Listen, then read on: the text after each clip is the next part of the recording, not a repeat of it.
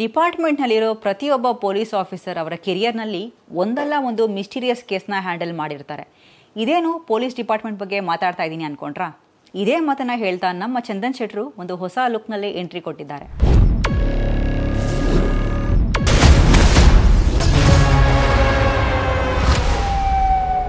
ಇದೇ ಮೇ 9ಕ್ಕೆ ಥಿಯೇಟರ್ಗೆ ಬರೋದಕ್ಕೆ ರೆಡಿ ಆಗಿದೆ.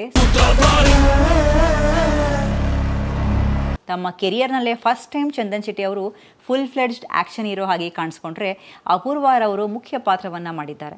ಇನ್ನು Young and energetic police officer, ಆತ ಹ್ಯಾಂಡಲ್ ಮಾಡುವಂತಹ ಮಿಸ್ಟೀರಿಯಸ್ ಕೇಸ್, ಸಾಕ್ಷಿ ಹುಡುಕಾಟ, ಅಪರಾಧಿಗಾಗಿ ಅಲೆದಾಟ, ಸತ್ಯ ಹೊರತೆಗೆಯೋದಕ್ಕೆ ಪೊಲೀಸ್ ಆಫೀಸರ್ನ ಪೇಚಾಟ. ಇಲ್ಲಿ ಕೊಲೆ ಮಾಡೋರು ಯಾರು, ಕೊಲೆ ಆಗೋರು ಯಾರು, ಕೊನೆಯಲ್ಲಿ ಅಪರಾಧಿ ಯಾರು, ನಿರಪರಾಧಿ ಅಂತ ಪ್ರೂವ್ ಆಗೋದು ಯಾರು, ಹೀಗೆ ಸಾಕಷ್ಟು ಪ್ರಶ್ನೆಗಳನ್ನ ಹುಟ್ಟಾಕುತ್ತೆ ಟ್ರೇಲರ್. ಈ ಸಿನಿಮಾಗೆ ಕಿರಣ್ ಕುಮಾರ್ ಅವರು ಆಕ್ಷನ್ ಕಟ್ ಹೇಳಿದ್ದಾರೆ. ಚಂದನ್ ಶೆಟ್ಟಿ ಅವರು ನಟನೆ ಜೊತೆಗೆ ಸಂಗೀತ ನಿರ್ದೇಶನದ ಜೊತೆಗೆ ಸಿಂಗರ್ ಆಗಿ ಜವಾಬ್ದಾರಿ ಕೂಡ ತಾವೇ ಹೊತ್ತಿದ್ದಾರೆ. ಇನ್ನು ನಿರ್ಮಾಪಕರಾಗಿ, ಕ್ರಿಯೇಟಿವ್ ಡೈರೆಕ್ಟರ್ ಆಗಿ, ಹಾಗೆಯೇ ಒಂದು ಇಂಟ್ರೆಸ್ಟಿಂಗ್ ಕ್ಯಾರೆಕ್ಟರ್ನಲ್ಲಿ ಕಾಣಿಸ್ಕೊಂಡು ಇಡೀ ಸಿನಿಮಾಗೆ ತಮ್ಮನ್ನು ತಾವು ಡೆಡಿಕೇಟ್ ಮಾಡ್ಕೊಂಡಿದ್ದಾರೆ ನವರಸನ್ ಅವರು. ಇನ್ನು ಟ್ರೇಲರ್ ಬಗ್ಗೆ ಹೇಳೋದಾದರೆ ಮ್ಯೂಸಿಕ್ ಕ್ಯೂರಿಯಾಸಿಟಿ ಬಿಲ್ಟ್ ಮಾಡುತ್ತೆ. ಚಂದನ್ ಶೆಟ್ಟಿ ಅವರು ಪೊಲೀಸ್ ಪಾತ್ರದಲ್ಲಿ ಸಕ್ಕದಾಗಿ ಕಾಣಿಸ್ತಾ ಇದ್ದಾರೆ.